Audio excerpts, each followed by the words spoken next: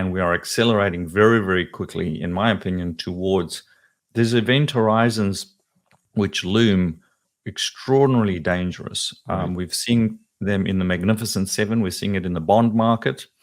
And so, in many respects, I think for listeners, it's often a situation of knowing where not to be. In terms of your average man on the street, there is a significant portion of the cash that they're spending is actually credit. And so as you get through a tightening cycle, the spending is impacted negatively as a consequence of less credit available, or the cost of that credit's higher. If you just looked at it purely from that perspective, you'd say, well, that's deflationary. And we've got a couple of slides. So growth, basically, we could say the Magnificent Seven. That's your growth companies, okay? Your value stocks are typically those which are income producing cash. They have a lot of free cash flow, typically don't have a lot of debt. Those companies have been discarded and left for dead for well over a decade now because they just haven't, the companies are doing well, but the share prices haven't done as well. And we can see that divergence between your value and your growth is at an all-time high. And we've had, you could call it a triple top. Whether this breaks down this time or not, we don't know. But on probability, it's a decent probability that we've either reached the top or we're close to it.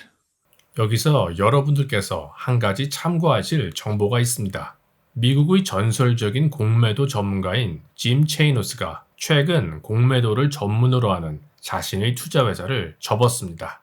역사적으로 보아도 유명한 공매도 회사들이 무너지고 나서 시장도 그 후 머지않아 무너진 경우가 많습니다. 참고할 만한 이야기입니다.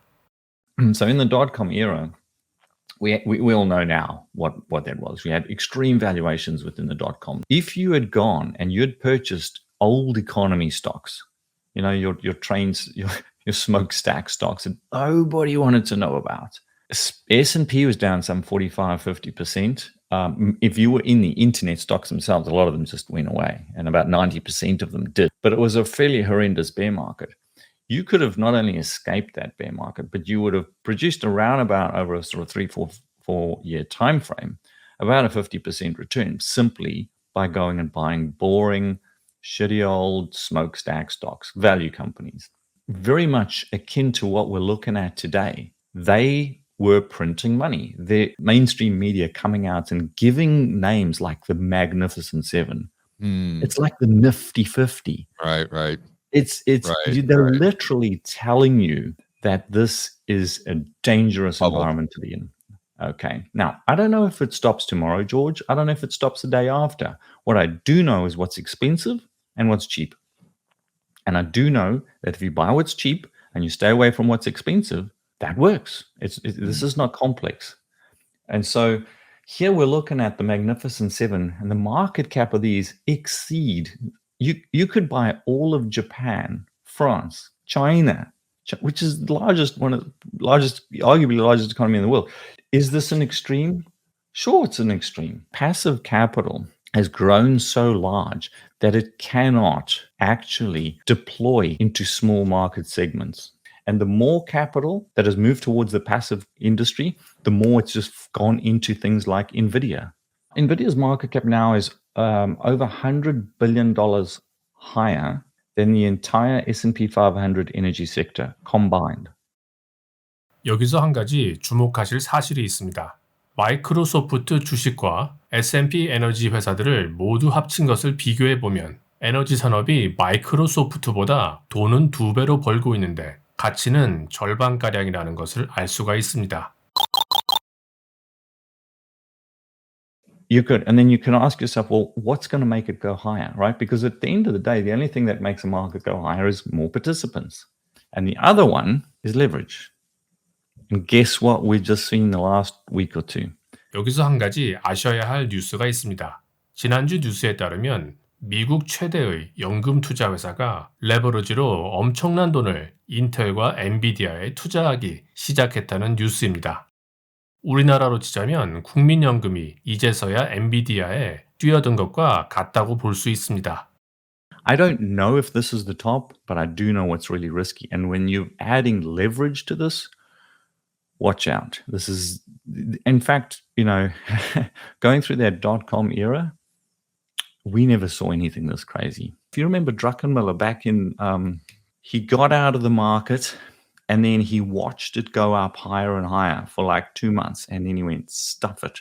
And he went back in. And that year he lost $4 billion. And what he needed to do was what he knew. He knew it was risky. He knew it was dangerous. Look at what is absolutely critical. In a fake world, we've got fake TV, fake news, fake money.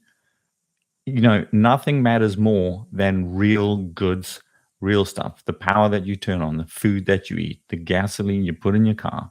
They will always come to the fore. You look through historical periods, that's what happens. We've talked about coal many times before.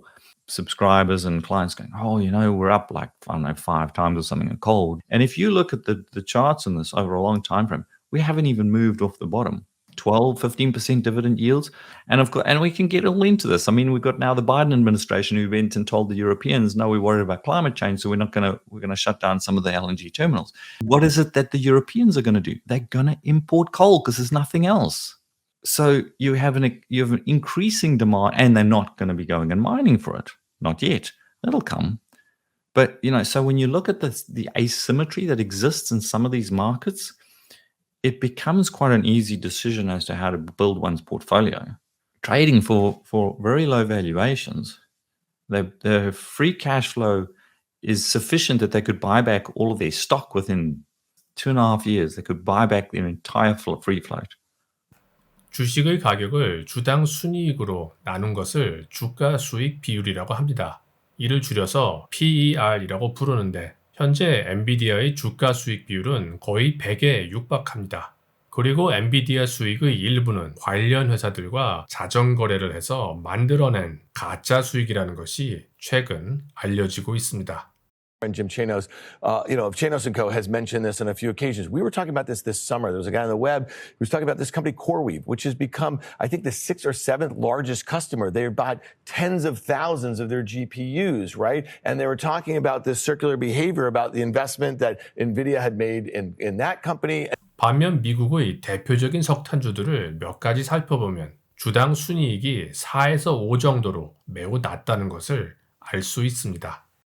오늘 방송에 나온 헤지펀드 매니저인 크리스 맥킨터시는 중장기적인 관점에서 석탄주 투자를 추천하고 있습니다. 하지만 경기가 하강을 하면 에너지에 대한 수요가 줄기 때문에 하강을 하고 매수해도 늦지 않다는 생각을 개인적으로 해봅니다. 얼마 전 영상으로 보여드린 채권왕 건드락은 디플레이션을 예측하고 있으며 그의 예측이 적중한다면 시장이 위기를 맞고 에너지 쪽, 특히 남들이 싫어하는 석탄에 관심을 가져보려고 합니다. 시청해주셔서 감사합니다.